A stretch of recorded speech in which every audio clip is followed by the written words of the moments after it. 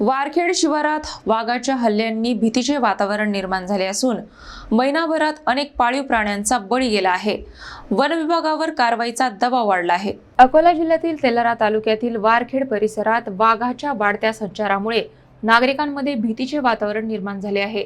मागील एका महिन्यात डझनभर पाळीव प्राण्यांवर हल्ले झाल्याची माहिती समोर आली असून शेतकरी आणि ग्रामस्थांमध्ये प्रचंड दहशत पसरली आहे। शिवारात काम करणाऱ्या शेतकऱ्यांना तसेच गावकऱ्यांना आता जीव मुठीत धरून वावरावे लागत आहे। वन विभाग वाघाला जेरबंद करण्यासाठी मनुष्यबळीची वाट पाहत आहे का, असा संतप्त सवाल नागरिकांकडून उपस्थित केला जात आहे। दरम्यान वन विभागाने या घटनांची दखल घेत वाघाच्या हालचालींवर लक्ष ठेवण्यासाठी ट्रॅप कॅमेरे बसवण्यास सुरुवात केली आहे।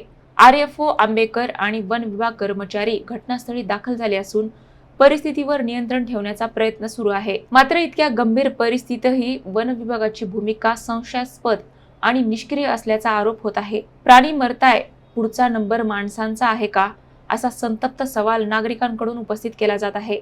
वन विभागाने केवळ ट्रॅप कॅमेरे लावून आपली जबाबदारी संपली असे समजले आहे का? वाघाला पकडण्यासाठी ठोस कारवाई का होत नाही? नागरिकांच्या सुरक्षेपेक्षा कागदी कारवाई महत्त्वाची आहे का, असा संतप्त सवाल उपस्थित होत आहे।